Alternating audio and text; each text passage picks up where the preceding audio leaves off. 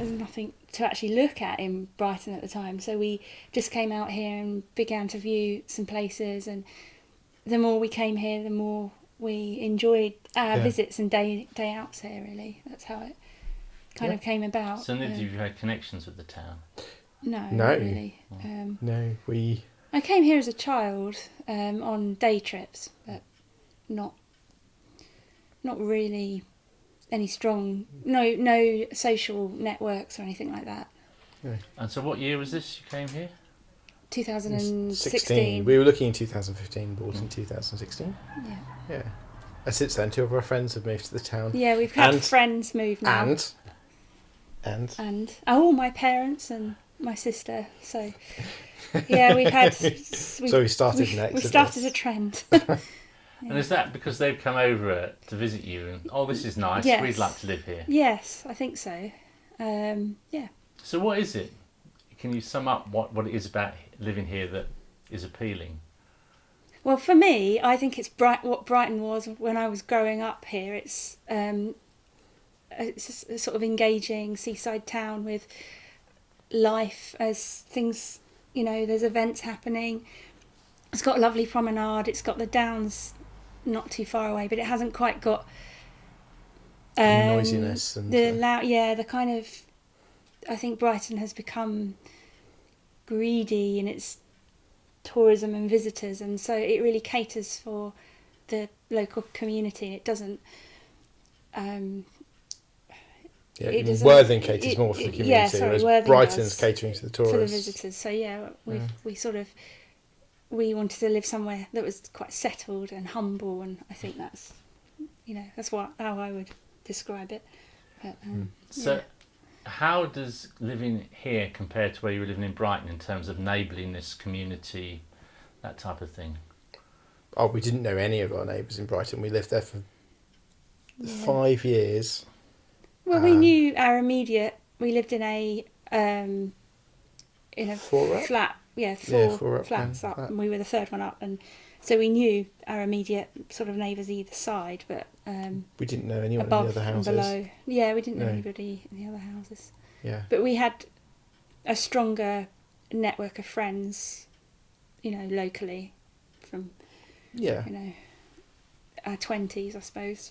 Yeah. For many years before, where we wouldn't even have known our neighbours' names, and as soon as we moved here, we were sort of welcomed with open arms by a whole street worth of people. They all wanted. I think we found it quite invasive to begin with. We weren't used to people wanting to know who we are or anything about us, and then suddenly there's friendly people coming round with, I baked this cake and here you go, have some, that sort of thing, and that actually went a long way for us to make it feel like home.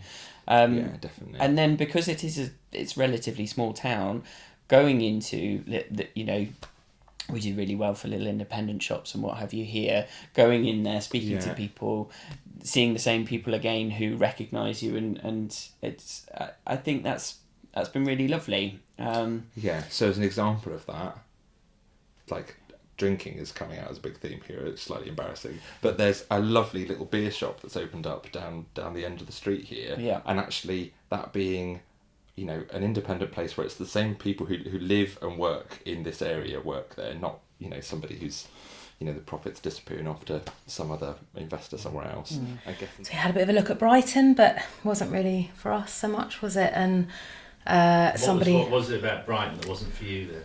I suppose we weren't that attached to it. It's nice that it's a city. It's quite metropolitan. There's a university there. That's all great, but we hadn't spent that much time in it. It's also still quite expensive. We were kind of looking at a tiny little flat at the top of a big block, and if we were thinking about having kids, we just thought that wouldn't be manageable. Somebody said, why don't you check out Shoreham? So we ended up moving to Shoreham because it seemed like as good a place as any to have a baby. So it was quite arbitrary in some ways, and then kind of fell in love with how easily we could access the Downs and the sea. And then we discovered Worthing, really, and loved Worthing. Brighton and Hove was just really unfriendly. Especially moving from the southwest, I think I expected people to still say hi.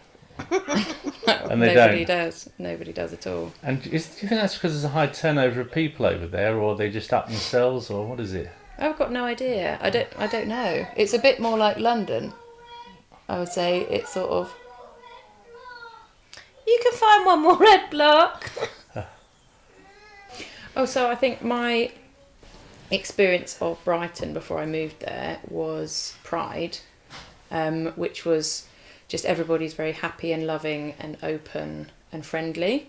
So I think in my, like the back of my mind, that's what I thought moving to Brighton would be like.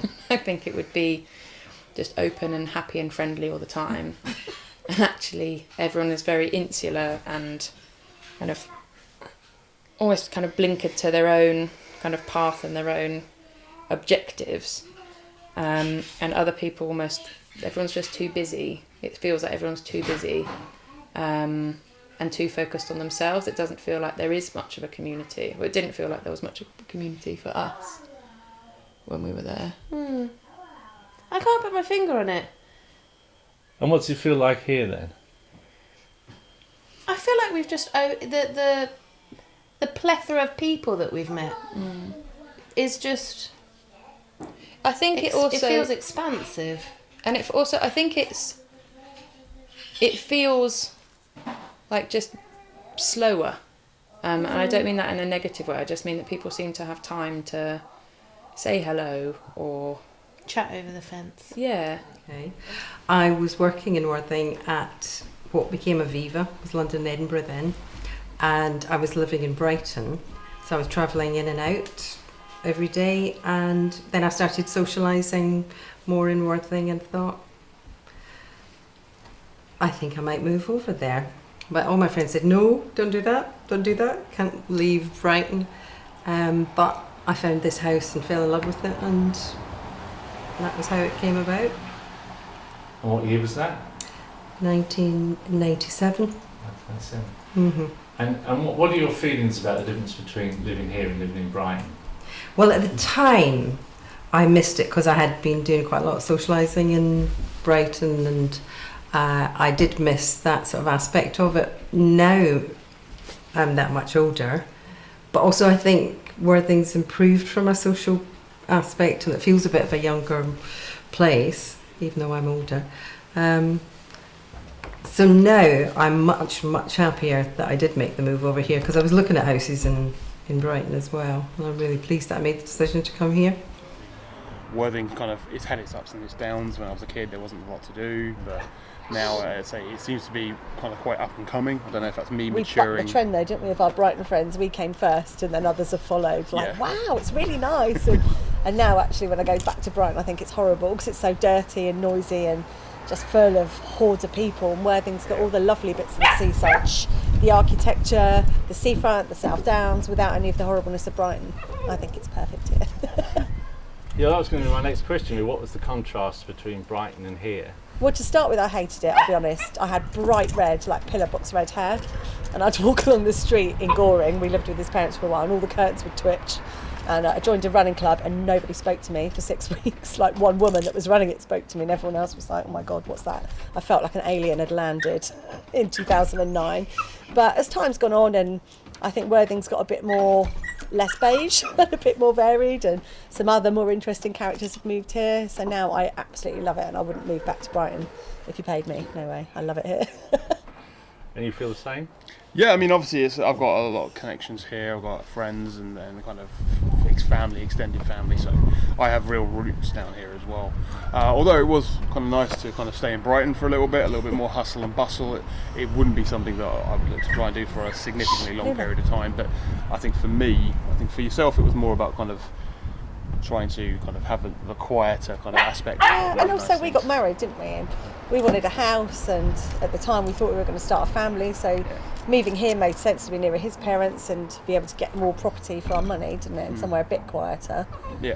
And now, even if we were still living in Brighton, we wouldn't be doing all the things we did back then, like going clubbing and stuff anymore. So, yeah, I'm glad to be here. Brighton's very a young person place to be. But we'd moved over here about 12 years ago and were commuting to Brighton. And we were getting off the train, either way, with all the people we were seeing in Brighton, in the pubs there. And so we thought, well, why don't we just give them what they're obviously going to Brighton for, and we felt they couldn't find here in Worthing. So we just had that idea, well, this is a great pub, we'll just... our initial response on coming into the pub for the first time and seeing it when it was empty is that basically this looks like a great big North London pub. Big high ceilings, that Victorian sort of building. And so we just thought, well, let's just turn it back into that and give them the feel, the atmosphere that they would get in many pubs they might find in Brighton. Yeah. And we thought there was a certain demographic that would be into that, but even we were surprised by the amount of people who said to us, that's what I was looking for. I don't want to get on the train to Brighton. I don't want to get the last train back from Brighton. I live here. So thank you for creating a space where we can come and drink and eat and enjoy it. Yeah, yeah. So